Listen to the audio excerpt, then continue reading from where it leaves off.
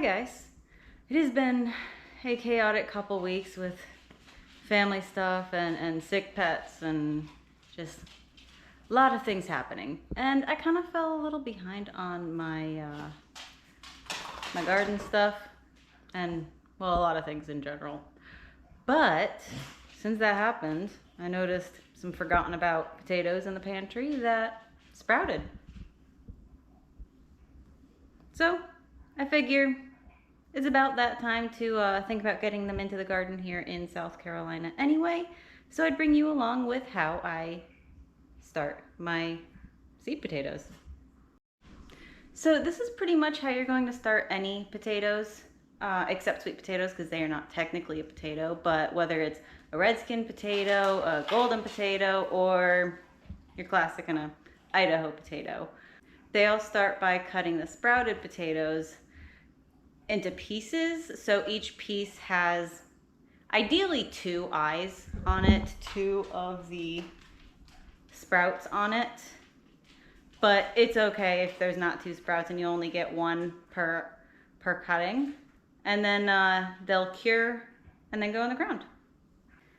So like you can see, this one has 2 eyes on it. I'm just gonna go ahead and cut that piece and discard, oh, no, you don't have an eye starting there. And then discard the rest because it's not gonna grow, or see if it'll sprout on its own.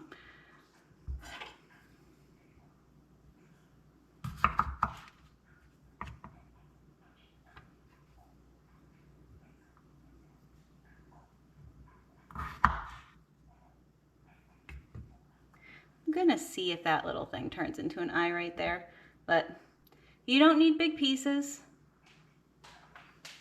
And just put that aside and cut up the rest.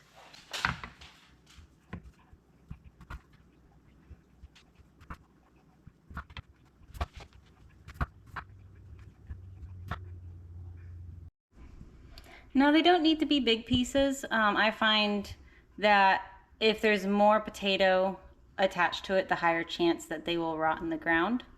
But every little piece has at least 1 eye on it. I tried to get 2 on each one, but it didn't work for every single one of them. And then what you're going to do is put them in a warm, dry place for a couple days until the cut end kind of scabs over and gets leathery. And once the cut end is scabbed over, then you can plant them in the ground. Now I'm prepping them about 4 weeks before my last frost date. It'll take a little bit of time before they poke out of the ground, and since we don't have a hard freeze line, that the soil doesn't really freeze here, the soil will protect the actual potato until the risk of frost is over. And you can always check with your local agricultural unit and see when the recommended planting is for your area. But I'm gonna go let these cure for a couple days, like I said, in a warm but dry place out of direct sunlight.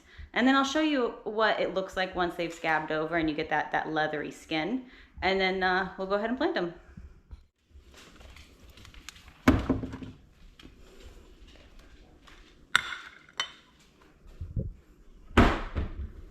All right, it has been a couple days since I cut these up and put them in a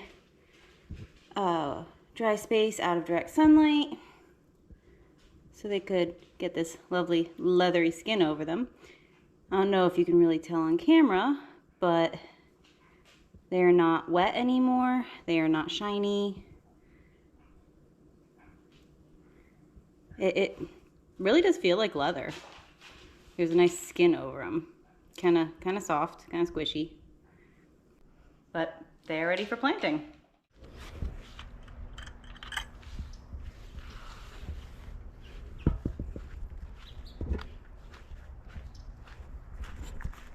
All right, so when planting your seed potatoes, you're gonna plant them 2 to 3 inches deep. They say about a foot between each seed potato, but I've never planted them that far apart from each other. But I usually only grow the little red skin potatoes. They don't get so big. But if you're planting those large potatoes that, you know, use for baked potatoes, you're probably gonna want to follow that 1 foot rule. And It's still getting below freezing some nights. As long as the greens have not broken the soil will protect it from the freeze. It's not getting cold enough where the soil will freeze. But if the greens break through the soil and we happen to have an unexpected freeze at that point, it is good to just kind of cover them, protect them from that, because the greens are sensitive to it and won't be protected once they're not buried in soil anymore.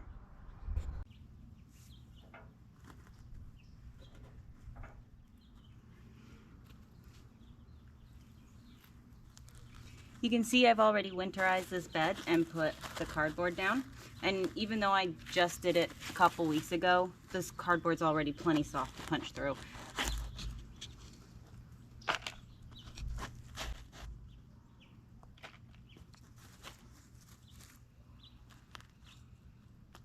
When you plant, you want the sprouted side to be facing up.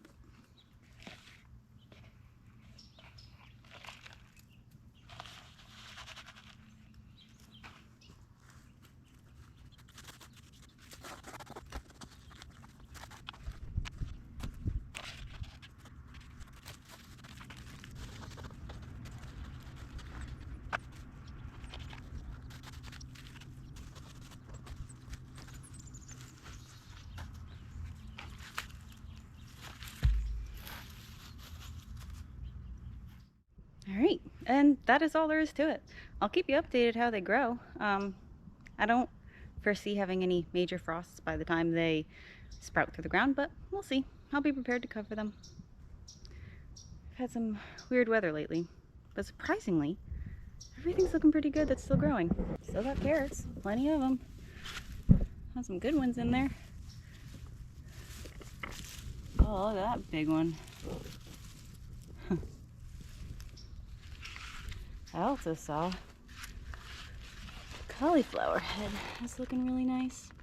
I need to tie up these leaves so the sun doesn't get to them and change the color. We'll see if I get a good potato harvest this year, because last year I was very late planting them and then had a random fall crop that was tiny, but my spring crop wasn't in the ground long enough to do anything before it got way too hot in the south and just they died back. So thanks for joining me, and I'll see you next time. Bye.